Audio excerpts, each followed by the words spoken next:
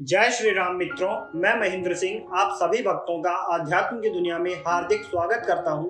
मित्रों, चाणक्य नीति लोक व्यवहार और राजनीति के गूढ़ रहस्यों को समझाने वाली विश्व की एक महान कृति है, जिसमें कुल 17 अध्याय हैं। तदहम संप्रवेश्यामि लोकाना हितकाम्य येन विज्ञान मात्रेण सर्वज्ञ तत्व प्रपद्यते। अर्थात मैं लोगों की भलाई की इच्छा से राजनीति के उन गूढ़ रहस्यों का वर्णन कर रहा हूँ, जिन्हें जान लेने मात्र से मनुष्य सर्वज्ञ हो जाता है। चाणक्य नीति अध्याय 1 श्लोक 1 अर्थ। मैं तीनों लोकों पृथ्वी, अंतरिक्ष और पाताल के स्वामी सर्वशक्तिमान सर्वव्यापक परमेश्वर विष्णु को सिर झुकाकर प्रणाम करता हूँ। प्रभु को प्रणाम करने के बाद मैं अनेक शास्त्रों से एकत्रित किए गए राजनीतिक ज्ञान का वर्णन करूंगा। मित्रों, प्राचीन काल से यह परंपरा रही है कि ऋषि मुनि और विद्वान लोग जो भी कार्य प्रारंभ करते थे, उससे पूर्व भगवान का स्मरण अवश्य करते थे, जिससे वह कार्य सफलता पूर्वक संपन्न हो सके। आचार्य चाणक्य ने भी सर्वशक्तिमान प्रभु विष्णु को नमन करके इस ग्रंथ की रचना की थी। चाणक्य ने अपने इस ग्रंथ को राजनीति से संबंधित ज्ञान का उत्तम संग्रह बताया है। इसी संग्रह को जन सामान्य ने चाणक्य नीति का नाम दिया है। श्लोक 2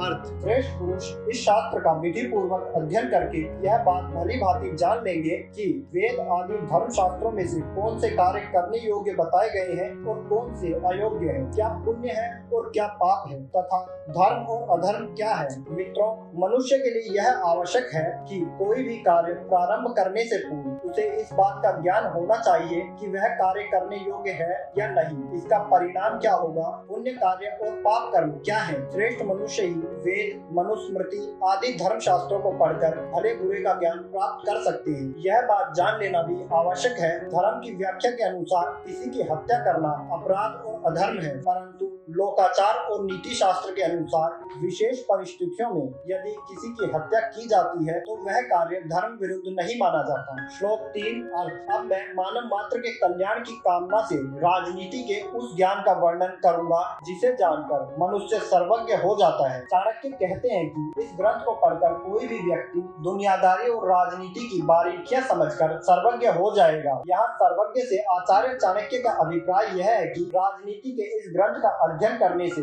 व्यक्ति को एक ऐसी बुद्धि प्राप्त होती है जिससे वह समय के अनुरूप प्रत्येक परिस्थिति में कोई भी निर्णय लेने के योग्य हो सकता है। अपने हितों की रक्षा भी तभी संभव है। श्लोक 4 अर्थ। मूर्ख शिष्य को उपदेश देने, दुष्ट व्यभिचारिणी स्त्री का पालन पोषण करने, धन के नष्ट होने वाले तथा दुखी व्यक्ति के साथ व्यवहार रखने से बुद्धिमान व्यक्ति को भी कष्ट उठाना पड़ता है। मित्रों, चाणक्य कहते हैं कि मूर्ख व्यक्ति को ज्ञान देने से कोई लाभ नहीं होता, वरन सज्जन और बुद्धिमान लोग उससे हानि ही उठाते हैं। उदाहरण के लिए बया और बंदर की कहानी श्रोताओं को याद होगी। मूर्ख बंदर को घर बनाने की सलाह देकर बया को अपने घोंसले से ही हाथ धोना पड़ा था। इसी प्रकार दुष्ट और उल्टा स्त्री का पालन पोषण करना भी सज्जन और बुद्धिमान व्यक्ति के लिए दुख का कारण बन सकता है। दुखी व्यक्ति से व्यवहार रखने से आचार्य चाणक्य का तात्पर्य है कि जो व्यक्ति अनेक रोगों से पीड़ित है और जिसका धन नष्ट हो चुका है, ऐसे व्यक्ति से किसी प्रकार का संबंध रखना बुद्धिमान मनुष्य के लिए हानिकारक हो सकता है। बहुत से लोग संक्रामक रोगों से ग्रस्त होते हैं, उनकी संगति से स्वयं रोगी होने का अंदेशा होता है, और जिन लोगों का धन नष्ट हो चुका हो अर्थात जो दिवालिया हो गए हैं, उन पर एकाएक विश्वास करना कठिन होता है। सभी प्रकार के दुखी व्यक्तियों से दूर नहीं रहा जा सकता। अतः यहाँ चाणक्य के इस भाग का सही अर्थ समझना आवश्यक है। श्लोक 5 अर्थ। दुष्ट स्वभाव वाली, कठोर वचन बोलने वाली, दुराचारिणी स्त्री और धूर्त तथा दुष्ट स्वभाव वाला मित्र तथा सामने बोलने वाला मुंहफट नौकर और ऐसे घर में निवास जहाँ सांप के होने की संभावना हो, यह सब बातें मृत्यु के समान है। मित्रों, आचार्य चाणक्य इस श्लोक से यह कहते हैं कि जिस घर में दुष्ट स्त्रियां होती हैं, वहाँ गृह स्वामी की स्थिति किसी मृतक के समान होती है, क्योंकि उसका कोई वश नहीं चलता और भीतर ही भीतर उड़ते हुए वह मृत्यु की ओर बढ़ता है। इसी प्रकार दुष्ट स्वभाव वाला मित्र भी विश्वास के योग्य नहीं होता, न जाने कब धोखा दे दे। और जो नौकर अथवा आपके अधीन काम करने वाला व्यक्ति उलटकर आपके सामने जवाब देता है, वह कभी भी आपको ऐसी हानि पहुंचा सकता है, जो अत्यंत दुखदायी सिद्ध हो सकती है। इसी प्रकार जहाँ सांप का वास हो वहाँ रहना भी खतरनाक है, न जाने कब सर्पदंश का शिकार होना पड़ जाए। श्लोक 6 अर्थ किसी कष्ट अथवा आपत्ति काल से बचाव के लिए धन की रक्षा करनी चाहिए और धन खर्च करके भी स्त्रियों की रक्षा करनी चाहिए, परंतु स्त्रियों और धन से भी अधिक आवश्यक है कि व्यक्ति अपनी रक्षा करे। मित्रों, आचार्य चाणक्य कहते हैं कि बुद्धिमान व्यक्ति को चाहिए कि वह आपत्ति अथवा बुरे दिनों के लिए थोड़ा थोड़ा धन बचाकर उसकी रक्षा करे, अर्थात धन का संग्रह करे, परंतु समय पड़ने पर संचित धन से भी अधिक अपनी पत्नी की रक्षा करना आवश्यक है, क्योंकि पत्नी जीवन संगिनी है। बहुत से ऐसे कार्य हैं जहां धन काम नहीं आ सकता। वृद्ध अवस्था में पत्नी ही अहम भूमिका होती है, परंतु चाणक्य का विचार है कि धन और स्त्री से भी अधिक व्यक्ति को अपनी रक्षा करनी चाहिए, अर्थात व्यक्ति का महत्व इन दोनों से अधिक है, क्योंकि यदि व्यक्ति का अपना ही नाश हो गया तो धन और स्त्री का प्रयोजन ही क्या रह जाएगा। इसलिए व्यक्ति के लिए धन संग्रह और स्त्री रक्षा की अपेक्षा समय आने पर अपनी रक्षा करना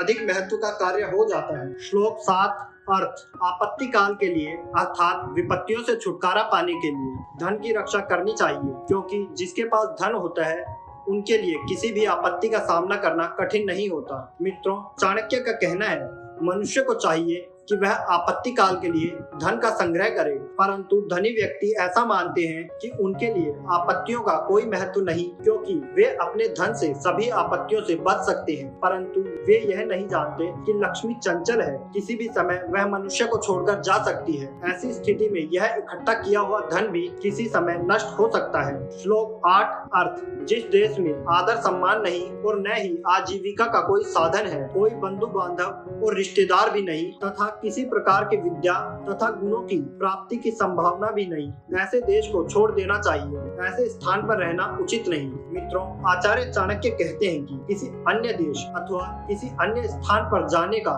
एक प्रलोभन यह होता है कि वहां जाकर कोई नई बात, नई विद्या अथवा नया गुण सीख सकेंगे, परंतु जहां इनमें से किसी भी बात की संभावना न हो, ऐसे देश या स्थान को तुरंत छोड़ देना चाहिए। श्लोक 9 अर्थ जहाँ धनिक, श्रोत्रिय अर्थात वेद को जानने वाला ब्राह्मण, राजा, नदी और वैद्य, यह 5 चीजें न हो, उस स्थान पर मनुष्य को नहीं रहना चाहिए। मित्रों, आचार्य चाणक्य कहते हैं धनवान लोगों से व्यापार की वृद्धि होती है, वेद को जानने वाले ब्राह्मण धर्म की रक्षा करते हैं, राजा न्याय और शासन व्यवस्था को स्थिर रखता है, नदी जल तथा सिंचाई के लिए आवश्यक है और रोगों से छुटकारा पाने के लिए वैद्य की आवश्यकता होती है। आचार्य चाणक्य कहते हैं जहाँ यह 5 चीजें न हो, उस स्थान को त्याग देना ही सर्वश्रेष्ठ है। श्लोक 10 अर्थ जहाँ लोक यात्रा अर्थात जीवन को चलाने के लिए आजीविका का कोई साधन न हो, अर्थात व्यापार आदि विकसित न हो, किसी प्रकार के दंड के मिलने का भय न हो, लोक लज्जा न हो, व्यक्ति अपने कार्यों में चतुर और कुशल न हो,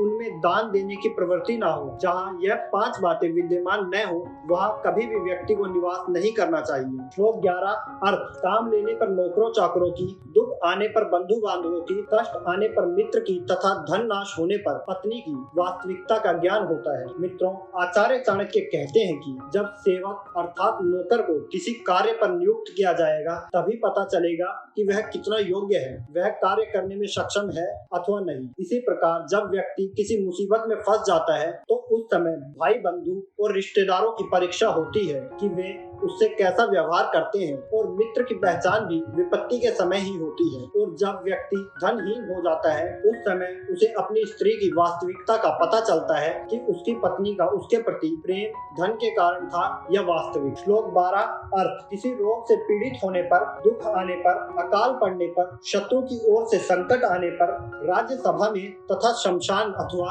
किसी की मृत्यु के समय जो व्यक्ति साथ नहीं छोड़ता, वास्तव में वही सच्चा बंधु माना जाता है। मित्रों, व्यक्ति के रोग शैया पे पड़े होने अथवा दुखी होने, अकाल पड़ने और शत्रु द्वारा किसी प्रकार का संकट पैदा होने अथवा किसी मुकदमे आदि में फंस जाने पर, गवाह आदि सहायक रूप में, कानून की गिरफ्त के समय और मरने पर जो व्यक्ति शमशान घाट पर साथ देता है, वही सच्चा बंधु होता है। अर्थात यह अवसर ऐसे होते हैं जब सहायकों की आवश्यकता होती है, परंतु संसार का यह नियम है कि जो किसी की सहायता करता है उसको ही सहायता मिलती है। जो समय पर किसी के काम नहीं आता उसका साथ कौन देगा। श्लोक 13 अर्थ। जो मनुष्य निश्चित को छोड़कर अनिश्चित के पीछे भागता है उसका कार्य या पदार्थ नष्ट हो जाता है। मित्रों, आचार्य चाणक्य कहते हैं कि लोभ से ग्रस्त होकर व्यक्ति को हाथ पांव नहीं मारने चाहिए और जो भी उपलब्ध हो गया है उसी में संतोष करना चाहिए, क्योंकि जो व्यक्ति आधी छोड़कर पूरी के पीछे भागता है उनके हाथों से आधी भी निकल जाती है। श्लोक 14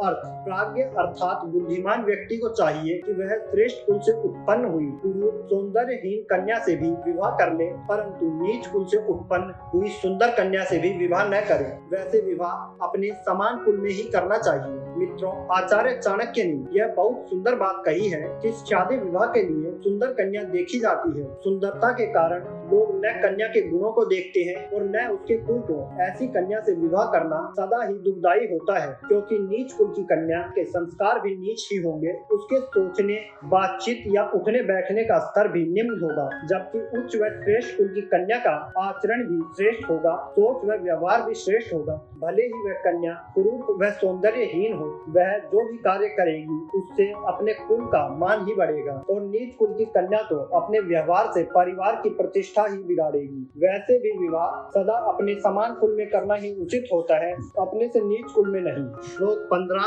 अर्थ। नखिनाम अर्थात बड़े नखूनों वाले शेर और चीते आदि प्राणियों का, और विशाल नदियों तथा श्रृंगीणाम अर्थात बड़े बड़े सींगों वाले सांड आदि पशुओं का, और जिनके हाथों में शस्त्र है अर्थात जो तलवार आदि उठाए हुए हैं, स्त्रियों पर और राजा से संबंधित कुल वाले व्यक्तियों पर विश्वास नहीं करना चाहिए। मित्रों, आचार्य चाणक्य कहते हैं बड़े बड़े नाखून वाले हिंसक प्राणी से बचकर रहना चाहिए। जिन नदियों के पुष्टे अथवा तट पक्के नहीं, उन पर इसलिए विश्वास नहीं किया जा सकता कि न जाने उनका वेग कब प्रचंड रूप धारण कर ले और कब उनकी दिशा बदल जाए, न जाने वे कब और किधर को बहना प्रारंभ कर दे। इसलिए ऐसी नदियों के किनारे रहने वाले लोग सदैव उजड़ते रहते हैं। इसी प्रकार बड़े बड़े सींग वाले सांड आदि पशुओं का भी भरोसा नहीं है, कौन जाने उनका मिजाज कब बदल जाए। और जिस आदमी के पास तलवार आदि कोई हथियार है उसका भी भरोसा नहीं किया जा सकता, क्योंकि वह छोटी सी बात पर क्रोध में आकर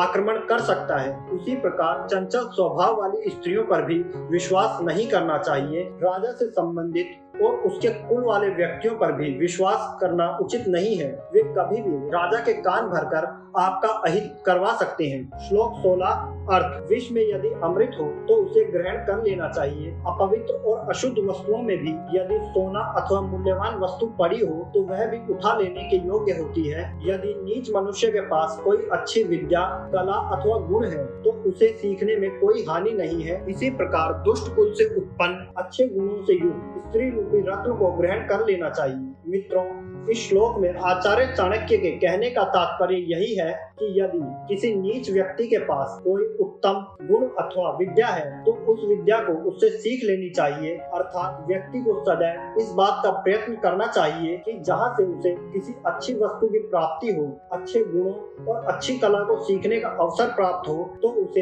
हाथ से नहीं जाने देना चाहिए। विष में अमृत और गंदगी में सोने से तात्पर्य नीच के पास गुण से है। श्लोक 17 अर्थ। पुरुषों की अपेक्षा स्त्रियों का आहार अर्थात भोजन 2 गुना होता है, बुद्धि 4 गुनी, साहस 6 गुना और काम वासना 8 गुना होती है। अर्थात स्त्रियां पुरुषों की अपेक्षा अधिक भोजन करती हैं। आचार्य चाणक्य स्त्री की बुद्धि को भी पुरुषों की अपेक्षा अधिक मानते हैं। उनका कहना है कि उनमें पुरुषों की अपेक्षा बुद्धि चातुर्य 4 गुना अधिक होता है। साहस में भी उन्हें पुरुष से अधिक साहसी माना गया है। उनमें पुरुषों की अपेक्षा 6 गुना अधिक साहस होता है और काम वासना भी पुरुषों की अपेक्षा 8 गुना अधिक बताई है। समय बदलता रहता है और समय के अनुसार परिस्थितियां भी बदलती रहती हैं।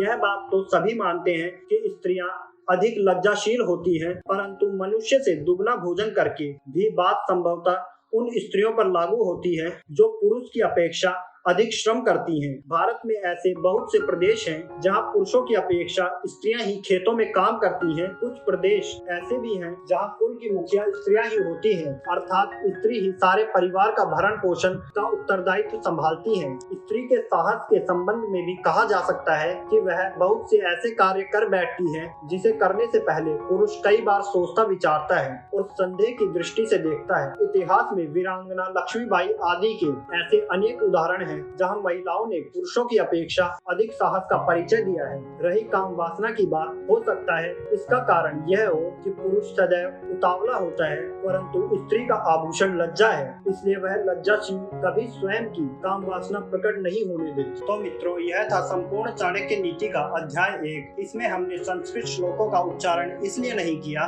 क्योंकि उससे वीडियो काफी लंबी हो जाती, किंतु हमने श्लोक वीडियो में दर्शाए हैं, वहां से आप श्लोकों को देख सकते हैं। और यदि कोई भी प्रश्न आपके मन में उठता है अध्याय 1 से, तो आप हमें कमेंट के माध्यम से वह सवाल पूछ सकते हैं। और साथ ही यदि अभी तक आपने हमारे चैनल को सब्सक्राइब नहीं किया है तो आध्यात्मिक तथ्य चैनल को अभी सब्सक्राइब कर लें और साथ दिए घंटी के बटन को अवश्य दबा दें, जिससे कि हमारे आने वाली वीडियोस की जानकारी आपको प्राप्त हो सके। जय श्री राम।